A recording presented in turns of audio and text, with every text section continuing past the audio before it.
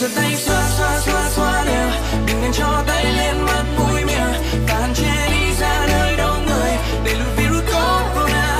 Corona luôn nâng cao sức khỏe và vệ sinh không gian xung quanh mình, cùng nâng cao ý thức của xã hội để lùi virus corona. Corona.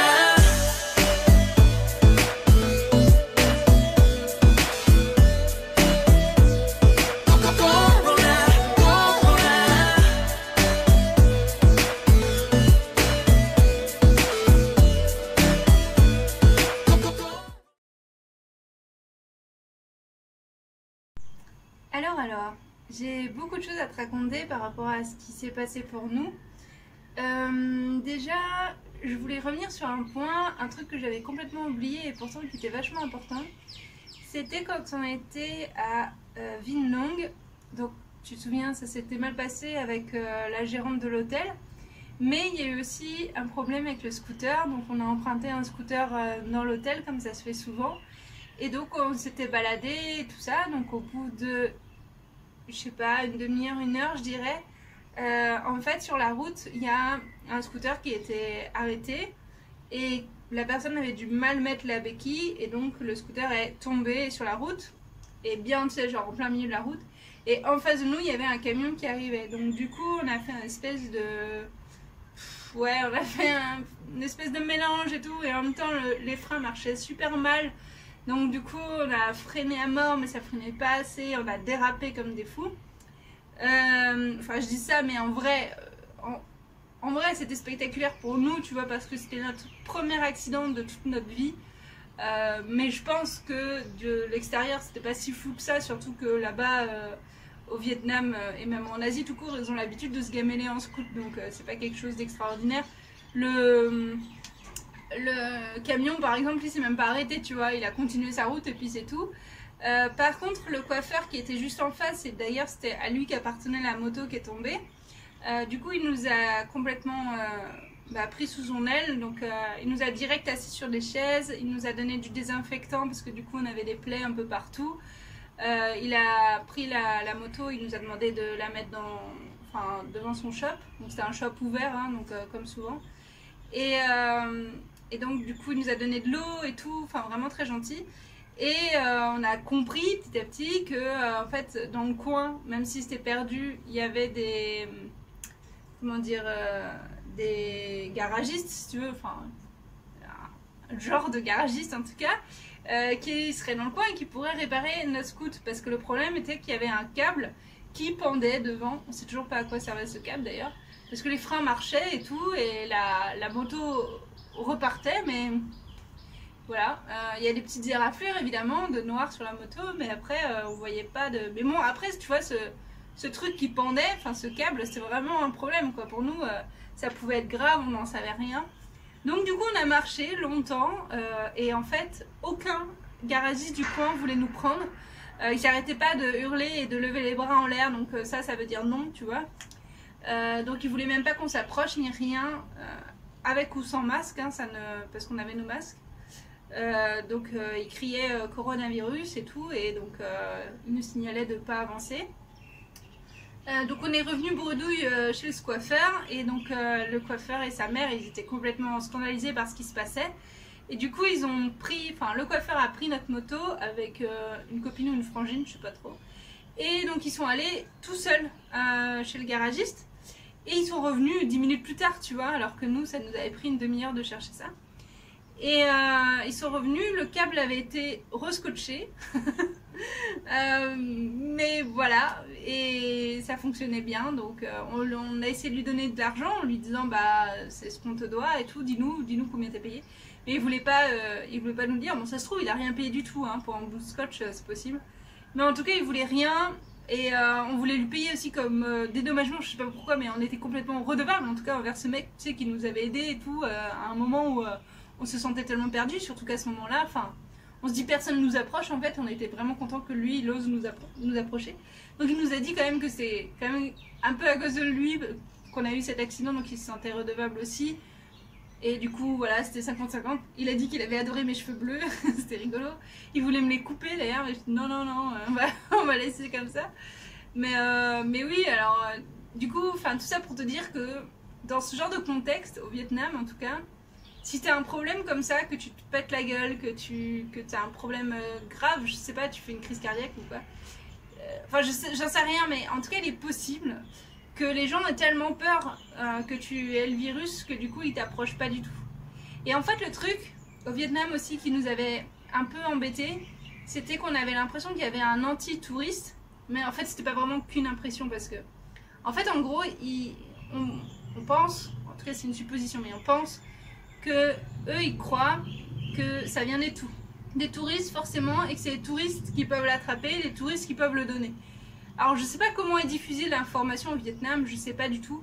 Après c'est vrai que le gouvernement est devenu très anti-touriste aussi parce que tu te fais vraiment jarter de partout et tu sais pas pourquoi. Enfin comme je t'avais dit dans l'ancienne vidéo, des fois tu sais il glisse un papier et puis toi t'es au courant de rien, comme quoi les touristes ne peuvent pas séjourner.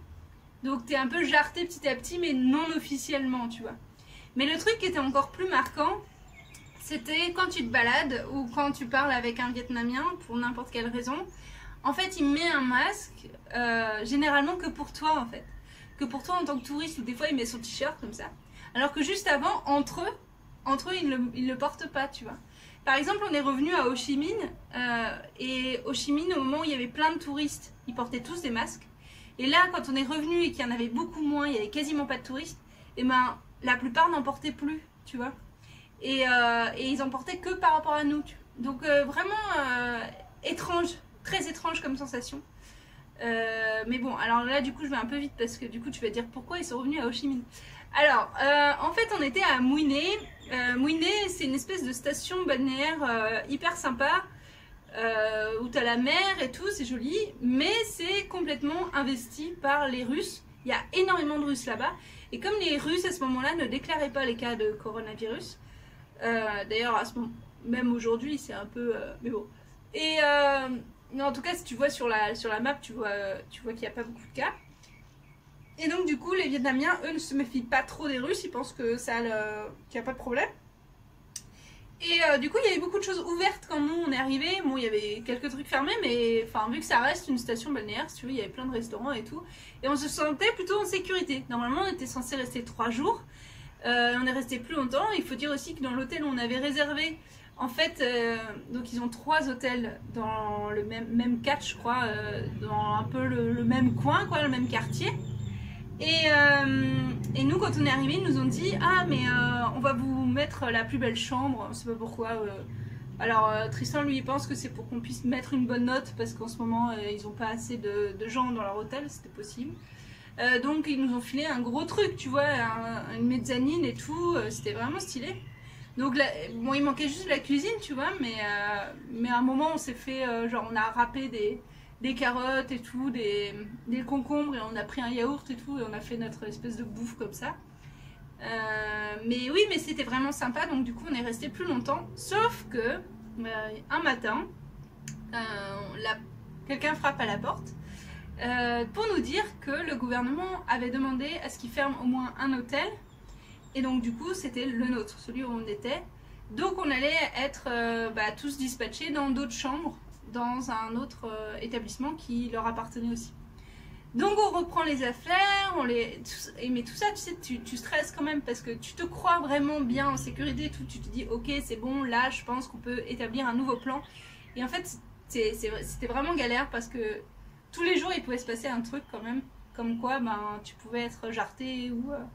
Donc là on prend nos affaires, on s'en va, on va dans l'autre hôtel. On n'est pas surclassé cette fois, mais bon c'est pas mal.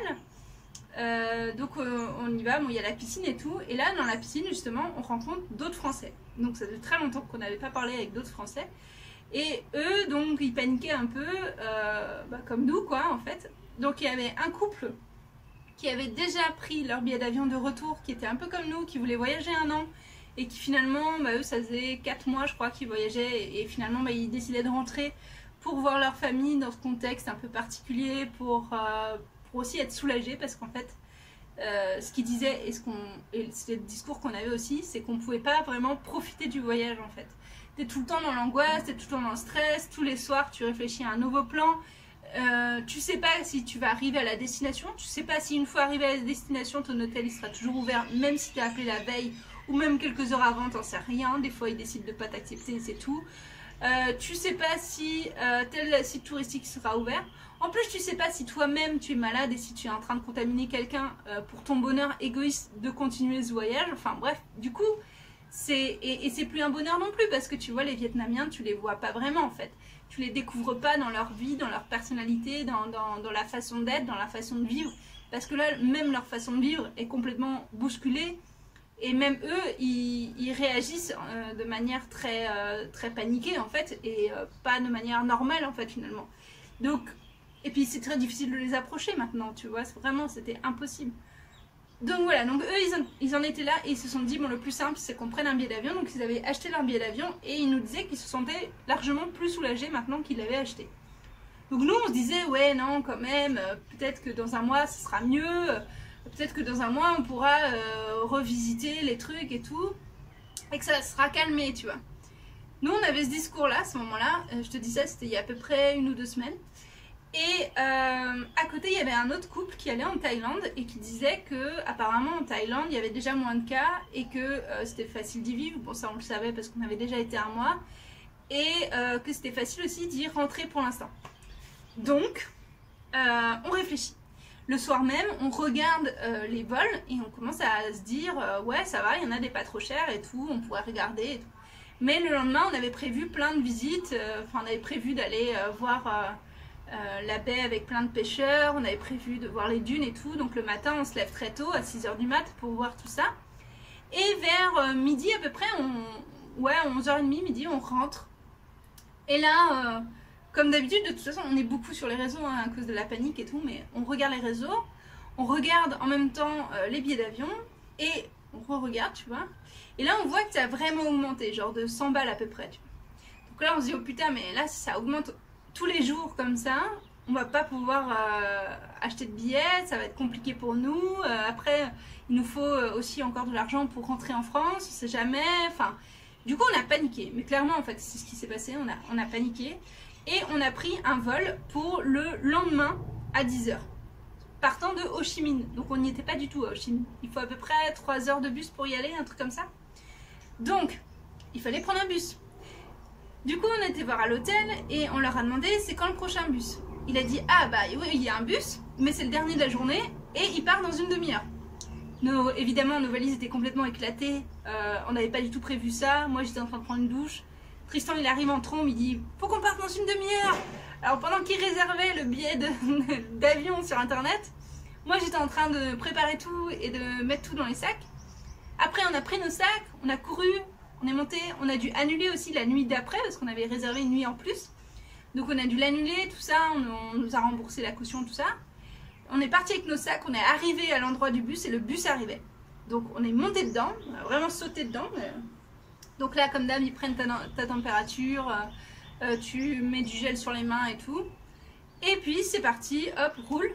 On était avec beaucoup d'Allemands d'ailleurs, c'était marrant. Et donc on roule et là on arrive à Ho Chi Minh. Et là Ho Chi Minh ne ressemble plus à Ho Chi Minh qu'on a vu pourtant 2 fois, tu vois. Là c'était la 3e fois qu'on y retournait du coup. Et c'était assez perturbant parce que ça ressemblait pas du tout à ce qu'on avait vécu avant. Genre tous les bars étaient fermés en fait.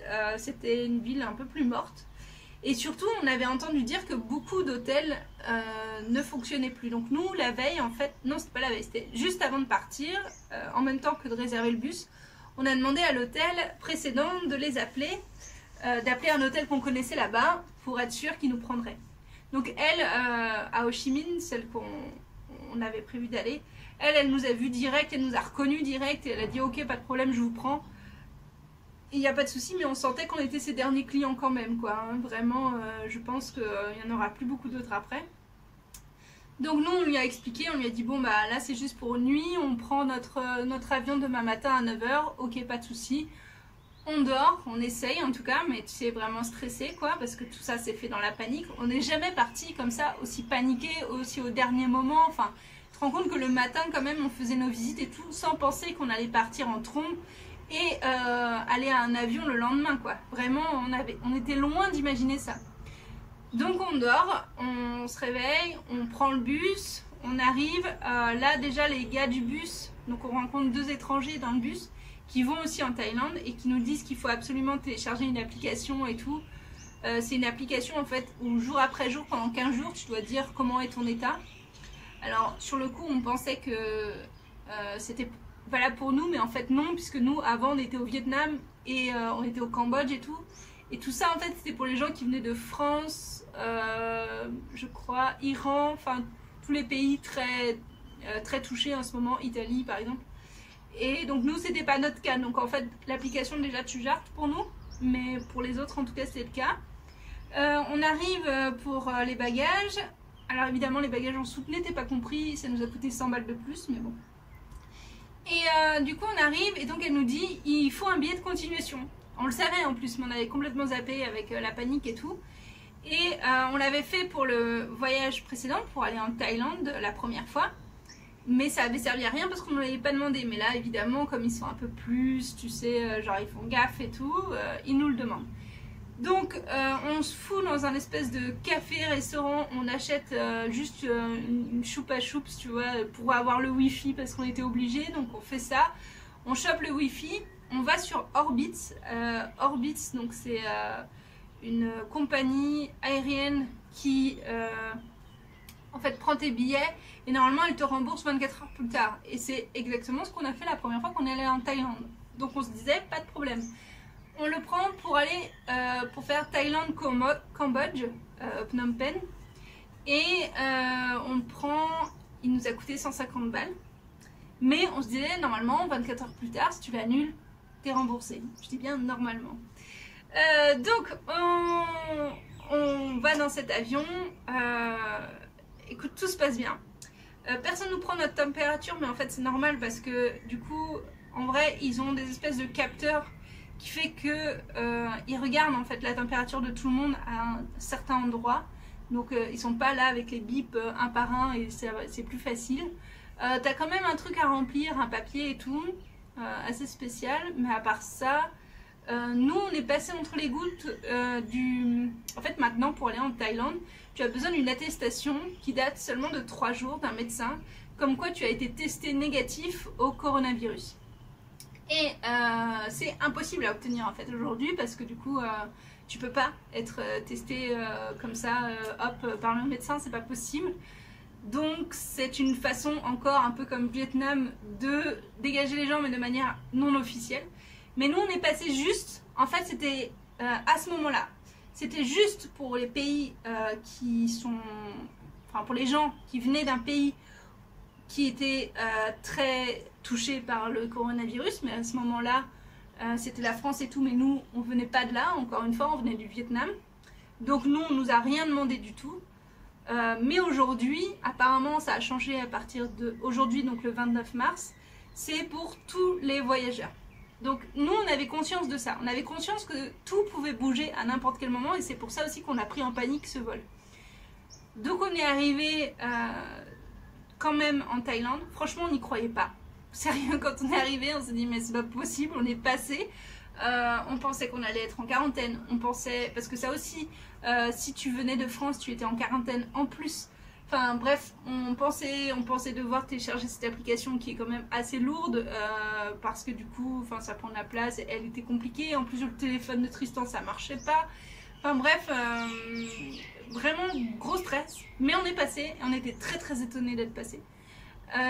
Donc le but était d'aller en Thaïlande, d'aller à Chiang Mai plus exactement parce qu'on connaissait bien la ville, on l'aimait bien et on trouvait l'atmosphère vraiment sympa de la ville et il y avait beaucoup de verdure et tout. Bon par contre c'est très pollué, c'est le problème, mais bon. Et on voulait prendre un appartement ici, chose qu'on a faite en fait. On a mis 2 jours à peu près, donc on s'est installé dans un hôtel en attendant. Et puis ben, comment tu fais pour trouver un appartement à Chiang Mai? En fait c'est assez facile.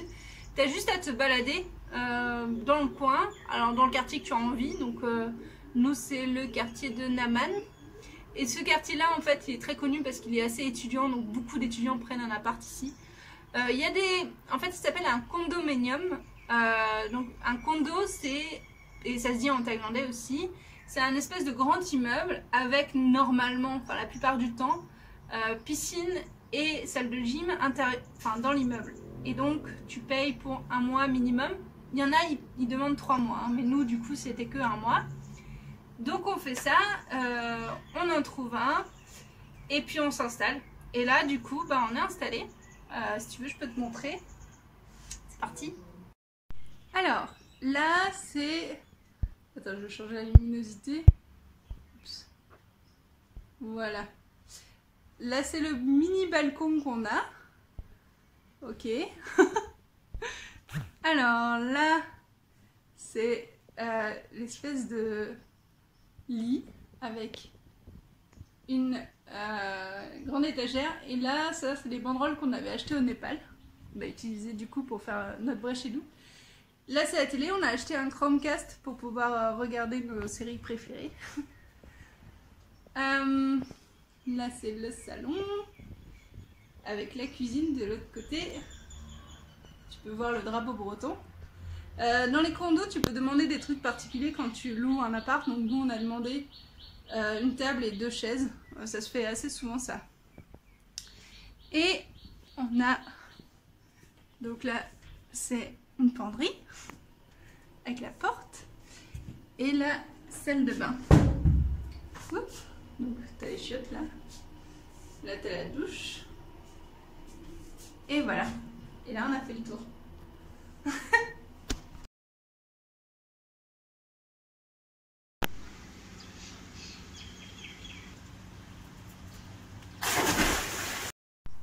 Donc voilà, tu as vu à peu près notre appart. Donc ça c'est un appart qu'on a loué pour un mois. Qu'est-ce qu'on fait ensuite? Et bien figure-toi qu'aujourd'hui on a réservé des billets pour revenir en France. À la base cet appartement c'était un peu utopique. En fait c'était 2 solutions. Soit ça se calmait au bout de 1 mois et du coup on pouvait après aller au Laos et continuer notre voyage et faire le nord du Vietnam parce que du coup on a fait que le sud. Soit c'était une belle façon pour nous de finir l'Asie avec 1 mois à Chiang Mai dans cet appartement. Bon après le but est de rester quand même confiné, donc c'est vrai qu'on n'en profite pas vraiment. Ici à Chiang Mai c'est pas encore le confinement, même pas du tout, enfin pour l'instant c'est pas à l'ordre du jour. Peut-être, mais bon. Là, tout ce qui se passe en fait, c'est que les gens ils se sont auto-confinés eux-mêmes. Donc du coup, effectivement, il y a moins de gens dans les rues, mais il y en a quand même. Et tous les magasins ont dû être fermés. Ça, par contre, c'était le gouvernement. Et toutes les bouffes de rue et tout, ça, par contre, s'y est toujours. Les marchés et les supermarchés. Donc il y a de quoi faire des courses. Nous on est content d'avoir une cuisine et de pouvoir enfin recuisiner. Et puis eux ils prennent beaucoup en fait de bouffe à emporter. Donc du coup ils sont contents aussi d'avoir de la bouffe à emporter qui est toujours stable. Donc voilà, nous ben, on est là, on est quand même contents parce que du coup on profite de la piscine et tout. C'est encore un peu les vacances. Et puis on se pose aussi pendant 1 mois. Ça c'est chouette. On se retrouve un peu. Après c'est vrai que tu tournes un peu en rond pour des gens qui ont l'habitude depuis 7 mois de rester 3 jours dans un endroit, repartir, visiter un truc, avoir des projets. Enfin, c'est vrai que tout d'un coup, tout est mis en stand-by. Donc normalement, on retourne en France le 16, enfin le 17, on sera à Paris. Voilà, on verra très bien, enfin on verra ce qui va se passer, on ne sait pas encore. Normalement, on voudrait aller vers Toulouse. Donc on a pris aussi un billet d'avion Paris-Toulouse. Donc tout ça, c'est bien beau, mais effectivement, ça peut être annulé à n'importe quel moment, donc on ne sait pas du tout. On a rempli un espèce de formulaire français, comme quoi, en fait, ils voulaient essayer de répertorier tous ceux qui restaient encore en Thaïlande. Parce qu'on a vu sur Tour du Mondiste, ça y est, je vais y arriver, qu'en fait, 40% des étrangers, enfin des Français, pardon, qui étaient encore à l'étranger, et ces 40% là étaient en Thaïlande. Donc on est nombreux et je crois que tous ces gens-là, ils disent qu'ils n'ont pas envie de rentrer quoi. Mais c'était un peu notre point en fait. Notre point était que bah, la France en ce moment était très compliquée et qu'on avait peur de contaminer notre famille. Et en fait je pense que dans ce genre de cas, surtout là maintenant que c'est inédit, que personne n'a jamais connu ça. Nous, on n'aurait jamais pu imaginer une seule seconde que notre voyage serait arrêté à cause d'une pandémie mondiale. Je veux dire, tout ça, c'est... Pour nous, c'est incroyable ce qui se passe, quoi. C'est vraiment inimaginable. Pour tout le monde, d'ailleurs. Mais je veux dire, nous, ça a stoppé net notre voyage qu'on avait programmé depuis 2 ans. Et jamais, à un seul instant, on aurait pu penser à ce genre de cas. On a pensé à plein de choses, mais pas à ça, tu vois. Donc, je pense que pour tous les voyageurs, c'est pas facile. Il n'y a pas de bonne ou de mauvaise solution. À partir du moment où tout le monde essaye de faire de son mieux, et je pense que c'est ce qu'on a essayé de faire, et à partir du moment aussi où il faut tendre, je pense qu'il faut un temps aussi pour réaliser le truc, je pense. Parce que nous, ça s'est pas fait tout de suite. Ça s'est pas fait du jour au lendemain, où on se dit, mais en fait, c'est grave ce qui se passe. Je veux dire, ça a mis quand même du temps. Au début, la réaction des Vietnamiens, par exemple, on l'a trouvé exagérée, tu vois. Aujourd'hui, on ne sait pas. Aujourd'hui, on ne sait pas et c'est encore hyper méconnu, mais on va essayer de faire au mieux. On essaye de faire en fonction de ce que notre gouvernement dit aussi, même si c'est pas facile. Mais en même temps, voilà, on va pas non plus... En fait, où qu'on soit, on risque de contaminer quelqu'un et où qu'on soit, on risque d'être contaminé. Donc finalement, je crois qu'effectivement, je crois qu'on rentre surtout pour être auprès de notre famille. Et pour pouvoir être là si besoin, pour être sur la même plage horaire aussi, c'est important. Et puis on rentre aussi parce qu'on voit que c'est plus du voyage en fait. C'est ce que je disais tout à l'heure, mais là on voyage plus. Alors là c'est sympa parce qu'on a un appart, mais tu vois, si là on avait décidé de faire comme d'habitude, ça serait pas possible en fait. Tout est fermé quasiment, il n'y a plus rien. Oh, il y a une mouche qui me tourne autour. Il n'y a plus rien qui est... Tu vois, à Chiang Mai, il y a plein de choses que j'adore, mais toutes ces choses-là, elles sont pas ouvertes ou elles sont pas accessibles. Et c'est normal, tu vois, je critique pas ça. Mais c'est juste que aujourd'hui, on peut pas dire qu'on voyage. En tout cas, on peut plus le faire comme avant, ça c'est sûr. Et peut-être qu'on pourra repartir, je sais pas, mais actuellement, je pense que le mieux, c'est de rentrer, de se poser, de garder un peu d'argent aussi au cas où, et de voir après en fonction. Bon, après ça me laisse plus de temps pour vous envoyer des vidéos de ce qu'on a fait dans le monde. Bon voilà, je vous embrasse fort, enfin je t'embrasse fort, toi qui regardes. Et j'espère que tout va bien pour toi, toute ta famille. Et voilà. Et à bientôt pour d'autres aventures.